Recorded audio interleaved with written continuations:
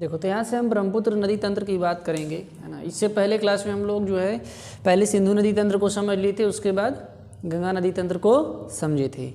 अब सिंधु और गंगा नदियों को समझने के बाद जो अगली चीज़ है वो है ब्रह्मपुत्र नदी तंत्र, है ना। ये हिमालय से प्रभावित होने वाली नदियों का एक क्रम है जिसको 1 बाय 1 हम लोग जो है डिस्कस करते हुए चल रहे हैं। ब्रह्मपुत्र नदी तंत्र कि जब हम बात करेंगे तो ब्रह्मपुत्र नदी तंत्र तिब्बत के चेमायुंगडुंग ग्लेशियर से ना यहाँ से निकलती है।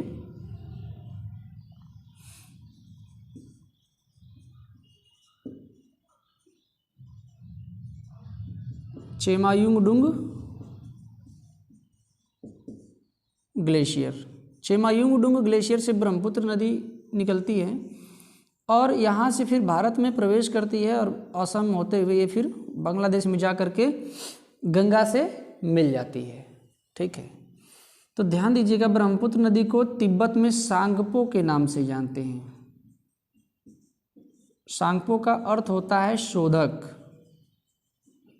सांगपो का अर्थ होता है शोधक। नामचा पर्वत एक पर्वत है, लगभग 7500 मीटर की ऊंचाई पे हिमालय का भाग है ना। हिमालय इधर जो लास्ट वाला जो पर्वत भारत में होता है वो क्या है, नंगा पर्वत, और यहाँ से हिमालय जो टर्न लेता है वो है नामचा बरवा। तो यहाँ से जो है कि इसी पर्वत से टर्न लेकर के एक गार्ज का निर्माण करते हुए ब्रह्मपुत्र नदी भारत में प्रवेश करती है तिब्बत से, है ना। तो भारत के अरुणाचल प्रदेश में ये प्रवेश करती है और वहाँ से फिर आसाम में बहते हुए बांग्लादेश में आती है और गंगा से मिल जाती है और उसके बाद ये बंगाल की खाड़ी में अपना मुहाना बनाते हैं, जिसको यहाँ पर मेघना के नाम से जाना जाता है। तो ये रही बात। अब सबसे पहले हम लोग देख लेते हैं इसकी ब्रह्मपुत्र नदी की जो कुल लंबाई है वो लगभग 2900 किलोमीटर देखने को मिलती है ना। ब्रह्मपुत्र नदी की कुल लंबाई 2900 किलोमीटर है, लेकिन ब्रह्मपुत्र नदी भारत में लगभग 800 किलोमीटर की दूरी तय करती है, भारत में है, और टोटल लंबाई इसकी लगभग 2900 किलोमीटर है। क्लियर।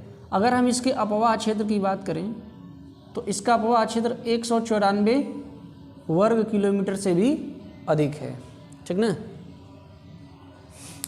तो यहाँ पर ये चीज़ें जो है कि ध्यान देना है। 194 नहीं होगा जी, 19, हाँ ठीक ना। तो यहाँ पर एक चीज़ जो है कि ध्यान देंगे, ब्रह्मपुत्र नदी चेमायुंगडुंग ग्लेशियर तिब्बत से निकलती है। तिब्बत में इसको सांगपो के नाम से जानते हैं।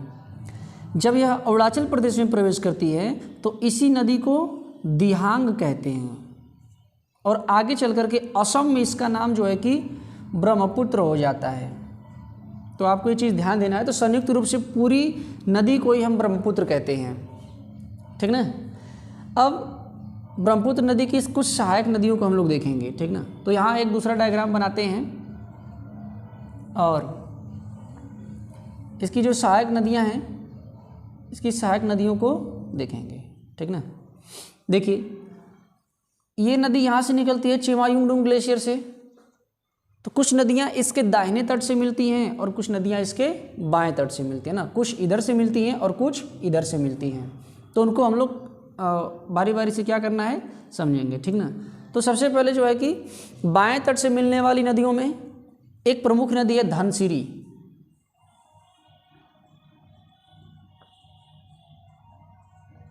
बाएं तट से मिलती है धनसिरी।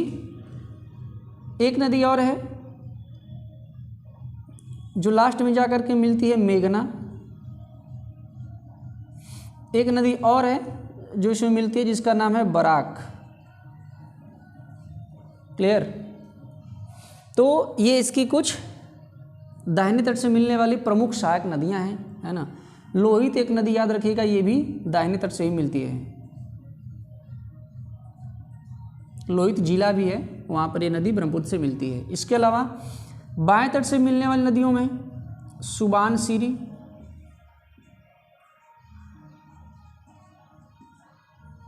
ठीक। इसके अलावा रंगा नदी,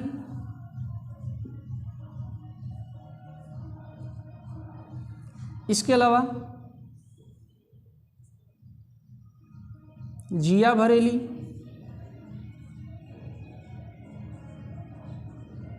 इसके अलावा मानस, इसके अलावा संकोश, इसके अलावा तीस्ता, और इधर से आकर के मिल जाती है कौन, गंगा, बांग्लादेश में। तो बांग्लादेश में गंगा को जमुना, पद्मा के नाम से जानते हैं, और ब्रह्मपुत्र को बांग्लादेश में जमुना के नाम से जानते हैं। तो जब ये नदियाँ एक साथ आकर के मिलती हैं, और देखिए एक्चुअली में एक मेघना नदी भी है जो आकर के मिलती है, तो यहाँ उसके आगे जो है मेघना कहते हैं, है ना। तो गंगा और ब्रह्मपुत्र संयुक्त रूप से जब आगे चलते हैं यहाँ से, तो ये पद्मा के नाम से चलती है, और जब मेघना नदी एक दूसरी नदी है वो आकर के जब ब्रह्मपुत्र में मिलती है तो इसका नाम क्या हो जाता है, मेघना हो जाता है, और तुरंत बाद ही ये बंगाल की खाड़ी में अपना मुहाना बना लेती हैं। क्लियर है। तो ये चीज़ें हो गई ब्रह्मपुत्र नदी तंत्र के बारे में। क्लियर। तो इसकी नदियों को याद रखना है और सहायक नदियों को याद रखना है, जो मुख्य है, मेन है, इससे बहुत ज़्यादा जो है डिटेल में पूछा नहीं जाएगा आपसे। देखिए कुछ और चीज़ें हैं, जैसे कि यहाँ पे एक नदी इधर से आके मिलती है जिसका नाम है दिबांग। तो दिबांग जो है सीधा आकर के लोहित में मिलती है, ठीक ना। और एक और नदी है जो लोहित के पास ही मिलती है, लोहित में ही, उसका नाम है बूढ़ी दिहांग, बूढ़ी दिहांग। तो ये भी सहायक नदी किसकी है, ब्रह्मपुत्र की। ठीक, तो ध्यान दीजिए, ब्रह्मपुत्र को बांग्लादेश में जमुना कहते हैं, ब्रह्मपुत्र को बांग्लादेश में जमुना कहते हैं। यहाँ से जब गंगा जाके मिलती है भारत से बांग्लादेश में, तो यहाँ से आगे इसको पद्मा कहते हैं। ठीक, और मेघना नदी जब आकर के इधर से मिलती है तो यहाँ से आगे इसको फिर मेघना के नाम से ही जानते हैं। तो कुछ नदियाँ हैं जो दाहिने साइड से मिलती हैं, जैसे कि दिबांग, लोहित, बूढ़ी दिहांग, धनसिरी, बराक और मेघना प्रमुख नदियाँ हैं। और जो बाएं तट से मिलती है ना, जैसे इधर से आप चलेंगे तो ये वाला हिस्सा दाहिना और ये वाला हिस्सा बायां, तो बाएं तट से मिलने वाली ये नदियां हैं। और ये नदियां क्या हैं, दाहिने तट से मिलती हैं। क्लियर। इसमें सुबानसिरी, रंगा नदी, जिया बरेली, मानस, संकोश, तीस्ता और ये गंगा नदी। क्लियर है। तो इस प्रकार से इन चीज़ों को, ये गंगा नदी इधर से जाकर के इसमें मिल जाती है, समझना है। क्लियर ना। तो रट लेना है, इसको समझ लेना है बिल्कुल अच्छे तरीके से, बहुत ज़्यादा इसमें है नहीं। कि दुनिया का सबसे बड़ा नदी द्वीप, दुनिया का सबसे बड़ा नदी द्वीप ब्रह्मपुत्र नदी ही बनाती है, जिसका नाम क्या है, माजुली। माजुली दुनिया का सबसे बड़ा नदी द्वीप है जो कि असम में है, और वह एक जिला भी घोषित हो चुका है। माजुली के इधर से भी ब्रह्मपुत्र नदी बहती है और माजुली के इधर से भी ब्रह्मपुत्र नदी बहती है, और बीच में क्या है, ये द्वीप है। तो दुनिया का सबसे बड़ा नदी, एक द्वीप होता है जो समुद्र में रहता है, चारों ओर से समंदर होता है, ठीक ना, वो तो नॉर्मल द्वीप हो गया।